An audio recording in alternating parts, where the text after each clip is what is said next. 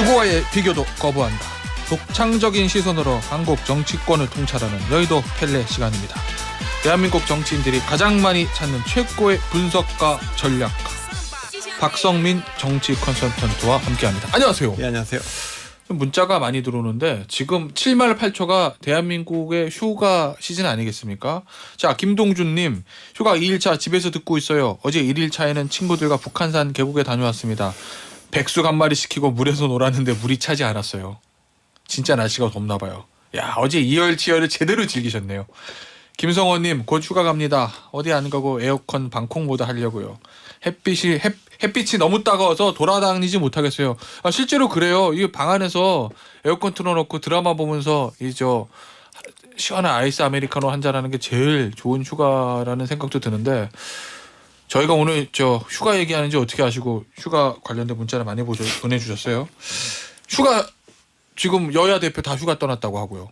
그리고 어제 대통령실 발표 보니까 내일인가요? 모레군요. 8월 2일.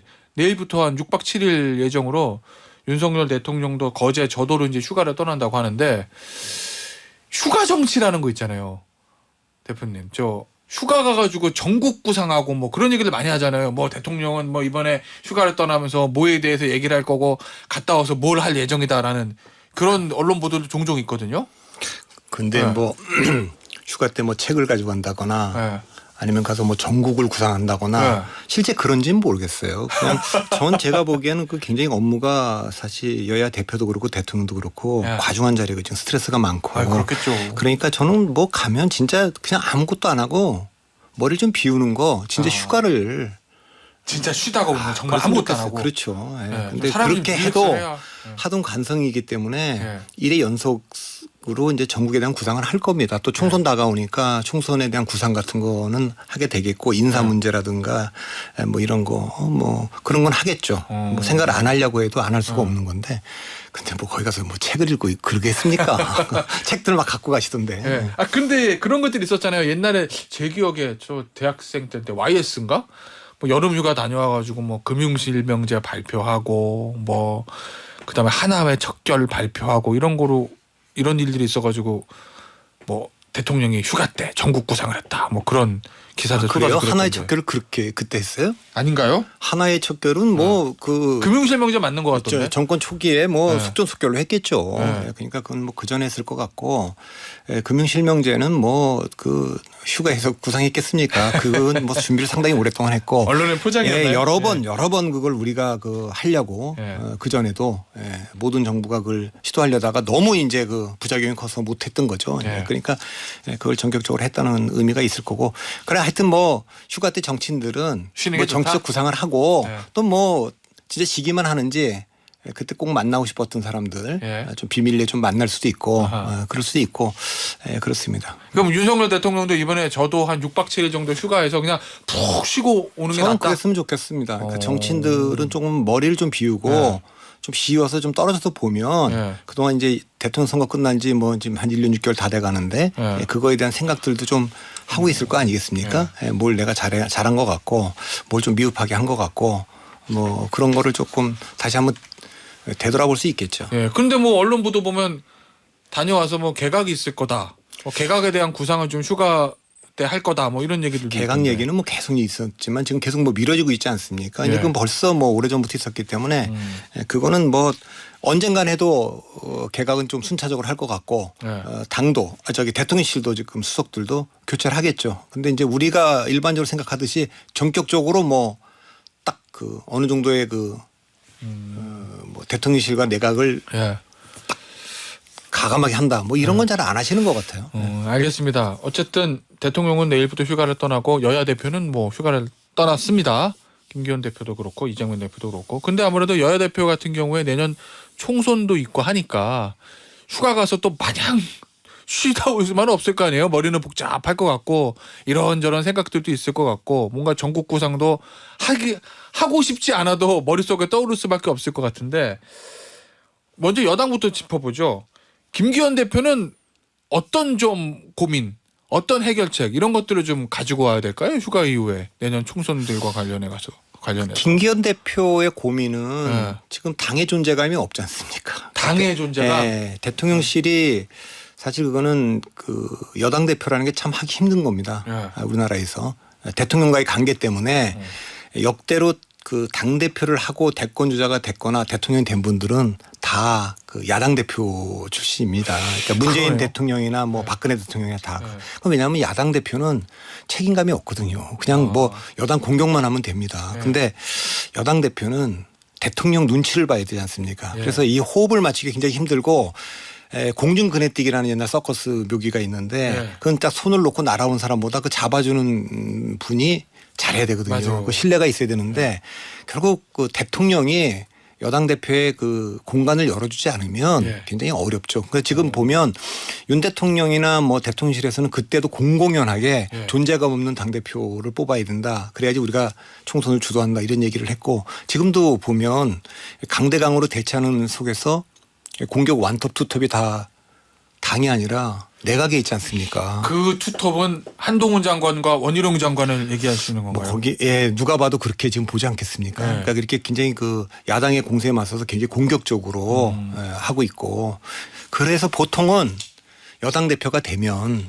그래도 차기 대선 주자 조사를 하면 보통 빅3 안에 들어오거든요. 왜냐하면 매일 보이니까. 매일 보이고 중요한 역할을 하니까. 예전에 제 기억에 박근혜 대통령 때 당시 김무성 새누리당 대표가 28주인가 연속 대선 주자 1위 한 적이 있어요. 이낙연 대표도 뭐 당 대표 맡고 나서 네, 이제 그렇게 된 거죠. 1위였었죠. 그러니까 그런데 모르겠어요. 앞으로 이제 조사 발표가 좀 나올 겁니다만 지금 이제 그 단체장 맡고 있는 서울시장 오세훈, 대구시장 홍준표 이분들은 이제 꾸준히 있었고 한동훈 법무부 장관 있었고 여기에 뭐 2명을 더 추가한다 그러면 원희룡 장관이 야당에서는 굉장히 비판하고 그러겠지만 보수 일각에서 좀 또 환호하는 분들이 있으니까 들어올 가능성도 좀 있다고 좀 보여지고요. 뭐 안철수 의원은 뭐 이제 그 중도를 기반으로 해서 뭐 작지만 뭐 있는데 어느 정도 항상 뭐 포션이 그렇죠. 그러면 사실은 김기현 당 대표가 그분들보다는 앞에 들어와야 되는 거죠. 상식적으로는. 근데 그렇게 안 들어오는 것에 대해서 당에서도 우려가 있을 거고 그건 누가 봐도 지금 무게중심이 정부 쪽에 쏠려 있다. 당이 이제 끌려가고 있다. 이런 인식을 하고 있지 않겠습니까?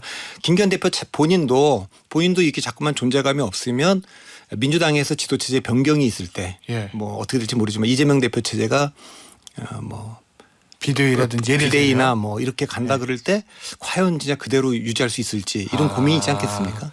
그거는 그러니까 보면 예전에 제가 박근혜 대통령 김무성 대표의 말씀도 좀 드렸지만 그때도 청와대 박근혜 대통령이 셌잖아요. 그럼에도 불구하고 거기다 김무성 당시 대표는 친박도 아니고 비박인데 대선 주자 1위를 하면서 어느 정도 본인의 어떤 영향력이 있었거든요. 근데 지금 김기현 대표는 왜 대선 주자 지지도 5위권 밖으로 밀려나고 존재감이 좀 미약하다 이런 평가를 받는 거예요? 용산이 센 거는 예전에 박근혜 대통령 때 청와대 센 거나 매 마찬가지인데. 사실 김기현 대표는 그분에겐 죄송하지만 대중정치인의 길을 걸어온 분은 아니지 않습니까? 그런 차이네. 그래서 제가 대중정치인의 길을 걸어온 분들의 특징을 보면 권력지향적 그러니까 대통령의 눈치를 보거나 이런 분들이 아니에요. 대중의 눈치. 기준을 거기다 맞추고 있죠. 이런 분들이 아무래도 뭐 지금 뭐 홍준표 시장이나 오세훈 시장 같은 분들이 여론조사에서 부각되는 것도 그런 거지 않았습니까? 그러니까 좀 그런 점이 좀 그럼 애초부터 전당대회 때부터 실세형 당대표보다는 관리형 당대표의 선출을 원했던 용산의 의중과 맞아떨어졌다 뭐 이런 그런 거 아닙니까 지금 그러니까 역대로 모든 대통령들은 전임 대통령이 인기가 떨어졌을 때 전임 대통령과 대척점에 있던 분들이 다 돼왔는데 그러니까 이제 김무성 대표도 사실은 또 유승민 원내대표도 박근혜 대통령 권력 정점에 있는 분들에 맞서서 야당 같은 역할을 했지 않습니까? 이제 그럴 때 이제 그랬고 박근혜 대통령 본인도 이명박 대통령 시절에 여당 내 야당 역할을 했어요. 여의도 대통령이라는 평가도 있었고. 그래서 뭐 그런 속에서 이제 존재감이 드러나는 건데 지금 뭐 대통령이나 대통령실 정부에 대해서 지금 당에서 그걸 그냥 아주 잘 보좌하고 있는 것 같은 느낌이지 거기에 뭐 좀 잘못된 게 있으면 당의 생각은 이렇지 않다. 우린 동의하지 않는다. 이런 게 거의 없기 때문에 뭐 그런 게 있으면 뭐 대통령하고의 직접적 의도적 충돌은 아니더라도 이견이 있는 거 있으면 손을 들고 우리는 그거 거기 동의하지 않는다. 뭐 그런 게 있어야 무슨 존재감이 보일 텐데 지금은 이제 그런 이슈가 없으니까요. 앞서 우리 박 대표께서 원희룡 장관, 한동훈 장관 내각의 투톱 뭐 요 얘기 좀 해주셨잖아요. 대야 공격수로. 그런데 최근에 한 주간지 기사 제목을 보니까 이런 장관은 처음 원희룡, 한동훈 콤비 향한 두 가지 시선 뭐 이런 제목의 기사가 처음은 있더라고요. 아닌 거고 장관은 모르겠지만 네. 제 기억으로는 이제 총리나 장관들이 네. 야당에 굉장히 공세적으로 맞섰던 경우가 제 기억으로는 뭐 이해찬 총리가 있어요. 이해찬 총리요. 이해찬 총리가 그 노무현 정부 시절에 예.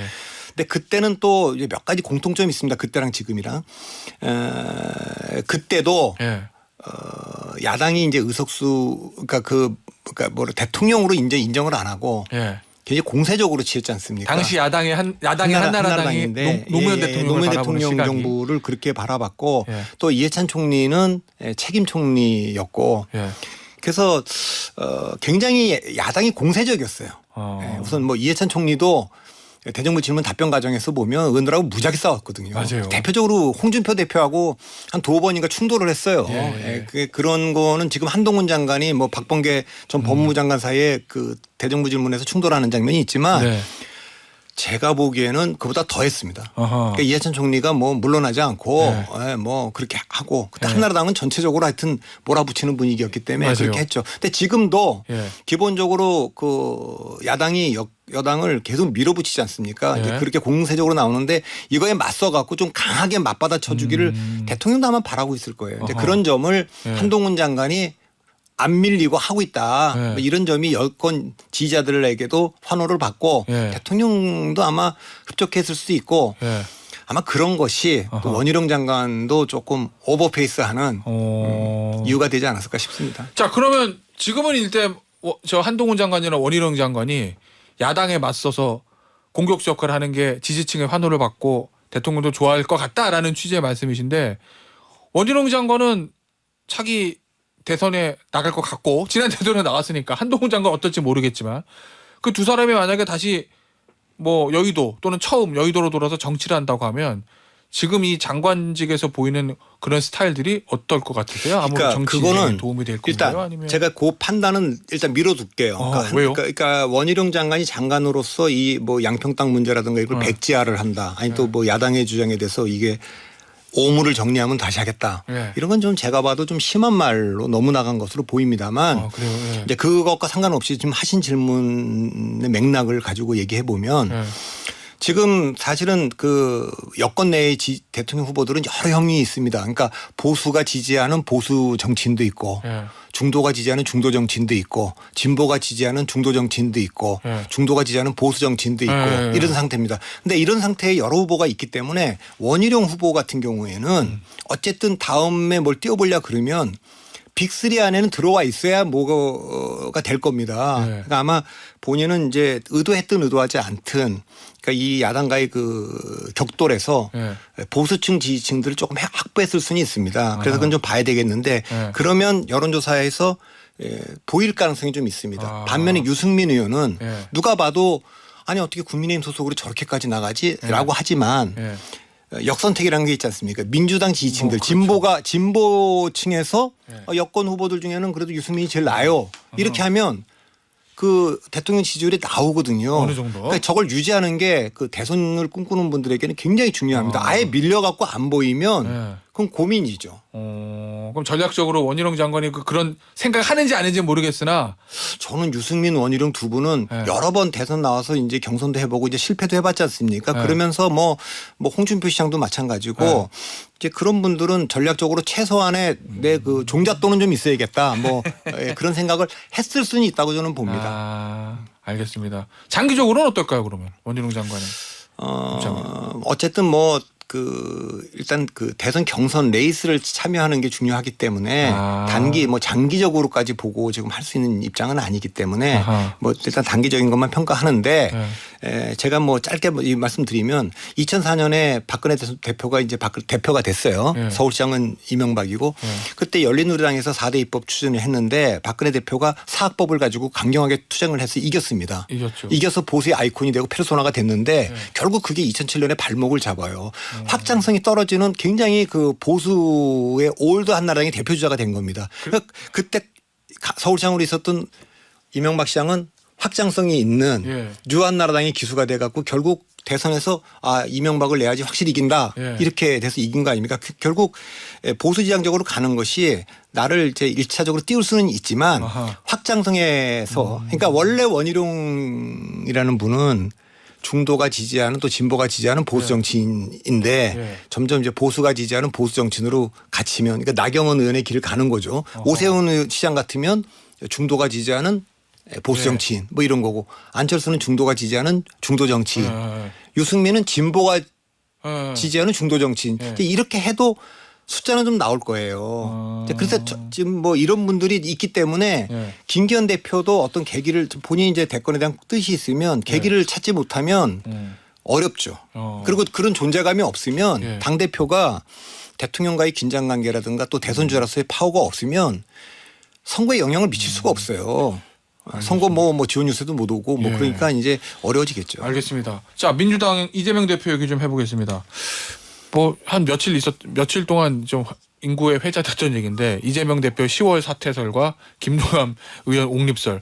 뭐 민주당에서는 이게 찌라시 수준의 얘기다. 그리고 당사자인 김두관 의원도 사실 무근이다. 이재명 대표는 허허허 뭐 이렇게 이제 대답을 했던데. 어쨌든 그런 얘기가 좀 나온 거잖아요. 실제로 어느 정도까지 이게 진실인지는 제가 알 수는 없지만 왜 이런 얘기가 좀 지금 그러니까 상황에 그거는 이제 거죠? 민주당의 질문은 이재명 대표 체제로 총선 치를 수 있느냐 없느냐 이게 이제 첫 번째 아닙니까? 그 귀결될 거고 저도 이 방송 나서 여러 번 얘기했어요. 이재명 대표 체제로 똘똘 뭉쳐서 비명반명도 대안이 없다. 이재명으로 가자.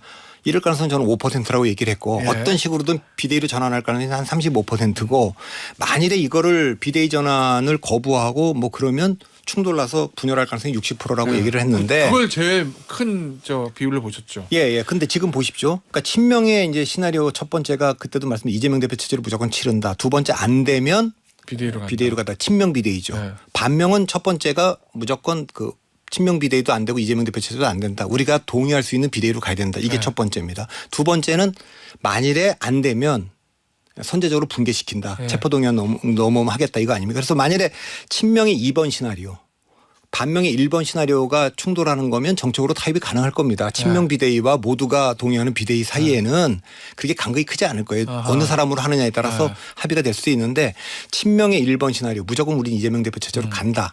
반명의 2번 시나리오 우리는 안 된다. 이렇게 하면 충돌이 나는 거죠. 그런데 이제 체포동의안이 이제 넘어올 텐데 불체포 특권을 지금 31명이 지금 선언해 놓은 상태지 않습니까? 이제 그렇게 해서 이제 넘어오면 그거는 아마 저는 정치적으로 그 체포동의안 넘어오기 전에 비대위로 전환에 대해서 확실히 좀 타협을 하자. 정치적 타협을 하자. 이런 요구라고 좀 보여집니다.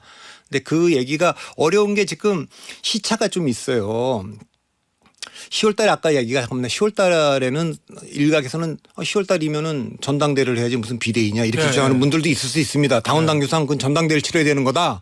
이렇게 얘기할 수 있고 그럼 비대위를 뭐 내년으로 넘기자. 그럼 믿을 수 있느냐. 체포동의안 문제는 그때 그 전에 다 끝나는데 뭐 이런 문제도 있기 때문에 고도의 정치적인 그 게임이죠. 그래서 체포동의안이 넘어올 가능성은 언제일지 모르지만 뭐 8월설도 있는데 8월이 될지 9월이 될지 지금 뭐 일부 수사가 지금 아직까지 안 된 게 있기 때문에 저는 8월 좀 이르지 않느냐 이렇게 보고 예를 들면 9월이라도 넘어온다. 그러면 통과될 가능성은 저는 50%라고 봅니다. 왜냐하면 50%라고 보는 건 정적으로 타협을 할 가능성도 있거든요. 민주당 내에서. 친명과 비명 사이에요. 그래서 비대위로 가기로 하고 체포동의안은 부결시킨다 이럴 수도 있고 또 통과가 되고 그런 식으로 영장실질심사가 갔을 때 판사가 기각할 가능성 근데 그것도 저는 지금 이하영 전 부지사에 대해서 민주당이 굉장히 압박을 하고 있지 않습니까? 그것도 좀 진술이 좀 번복됐다 그러고 이 문제에 대해서 이걸 증거인멸로 볼 가능성이 있습니다. 법원에서. 그렇기 때문에 영장이 나올 수도 있죠. 그렇기 때문에 반명에서는 계속 압박을 할 거예요. 그래서 이거 갖고 비대위가 됐든 뭐든 그 이재명 대표의 거취 문제와 관련해서 좀 분명한 믿을 수 있는 타협점을 이재명 대표가 결국 결단해야 될 건데 내놓을 수 있느냐? 전 그게 관건이라고 봅니다. 검찰에서 이제 영장을 쳤을 때 영장 발부 여부 결정나기 전에 이미 불체포 특권 포기하는 이 과정에서 친명과 비명 사이의 일종의 타협. 그거 체포동의안 넘어오고서는 너무 늦은 거 아닙니까? 그러니까 지금 넘어오기 전에 시간이 얼마 남아 있는지 모르지만 지금 물밑에서는 그 최고위급에서 그래도 거절할 수 없는 거부할 수 없는 무슨 제안들이 오가고 있지 않을까 싶습니다. 알겠습니다. 얼마 전에 소위 말하는 명락회동이라는 거 있었잖아요. 당에 단합을 요구했다고 하는데 이재명 대표는 이재명 대표 입장에서는 당연히 단합을 요구했겠죠. 단합을 요구한다는 얘기는 나한테 비토하지 말고 나랑 같이 잘 가자 뭐 이런 거 아닌가요? 그러면 이낙연 대표한테 어떤 공간을 열어준다는 거예요? 아니면 그냥 조용히 계십시오 이겁니까? 그건 뭐 알 수가 없는데 안 만날 수가 없잖아요. 그래도 이제 그분이 기욱했는데 만나야 될 거고 만났을 때 할 수 있는 말들이 그 정도 아니겠습니까? 뭐 어쨌든 승리를 해서 우리가 다 같이 힘을 합쳐야 된다. 너무 당연한 얘기를 한 거고 그럼 민주당이 도덕성도 회복하고 혁신도 좀 해야 된다라는 얘기도 너무 당연한 얘기 아닙니까? 두 분 다 할 얘기를 한 거예요. 거기서 뭐라 그러겠습니까? 그러니까 근데 좀 더 나가려면 더 나가려면 어떻게 해야 됩니까? 뭔가 행동으로 보여주는 게 있어야 되잖아요. 그거는 뭐 지금은 아닐 것 같습니다. 지금은 뭔가 제가 보기엔 공천권들도 걸려 있고 그래서 물밑 협상을 하고 제안을 하고 저는 오고 가고 있을 거라고 좀 봅니다. 그리고 또 아주 뭐 선수들끼리는 뭔가 이렇게 해도 이게 진짜 우리 당이 분열도 안 하고 그렇다고 지지자들도 이탈하지 않고 누가 봐도 저 정도면 그래도 민주당이 윤석열 정부에 맞서서 총선 승리를 해서 우리가 최선의 수를 찾아냈다. 이런 정도를 하려면 상당히 그 전략가들이 머리를 맞대고 뭘 만들어야 될 건데 그거가 좀 오가고 있는 상태에서 협상 카드들을 미리 다 꺼낼 수는 없지 않겠습니까? 그런 것을 이거는 이렇게 산수가 아니고 민주당 고차 방정식이기 때문에 뭐 국민의힘보다 훨씬 복잡하다고 봅니다. 그러니까 정치력이 상당히 필요한 게임이라고 봅니다. 이낙연 전 대표가 다음 총선에서 어떤 역할을 할 수 있을 것 같아요. 저는 그 이낙연 대표가 이 방송에서도 얘기했지만 총선전에 역할하기는 어렵다. 왜냐하면 그 민주당이 해야 될 일이 몇 가지가 있는데 첫째 분열을 막아야 되고 그다음에 유권자의 이탈도 막아야 되지 않습니까? 이제 그런 면에서 보면 누가 됐든지 간에 이낙연 대표가 되는 순간 뭔가 그 지지층의 이탈도 있을 가능성이 좀 있기 때문에 총선 이후의 역할은 있을 수 있을지 모르겠지만 총선 전의 역할하기는 좀 어렵지 않나 그렇게 봅니다. 그 총선 전에 그러면 이낙연 전 대표가 아무 역할이 없으면 소위 말하는 친낙계란 불리는 의원들의 내년 공천은 장담할 수 없는 거 아니에요? 그러니까 그거는 이제 공개적인 역할은 없겠지만 아까 말했지만 물밑에서 고도의 정책 타협을 이끌어내는 데서는 하겠죠 지금도. 그러니까 서로 카드를 갖고 있는 거 아닙니까? 하나는 이제 공천권을 갖고 있는 그 주류가 있고 또 하나는 이 체제를 붕괴시킬 수 있는 뭐 서로 이제 그 상호 억제가 지금 되고 있기 때문에 그 속에서 뭔가 타협점을 찾아낼 수 있느냐 못 찾아내고 결국 폭발하느냐 이제 그거가 이제 알겠습니다. 다가오고 있는 거죠. 그리고 민주당에 만약에 지도 체제가 변하는 일이 생기면 그 영향을 국민의힘에도 당연히 파장이 갈 거라고 봅니다. 알겠습니다. 야 재밌네요. 오늘 말씀 여기서 마무리하도록 하죠. 지금까지 박성민 정치 컨설팅 민 대표였습니다. 감사합니다. 예.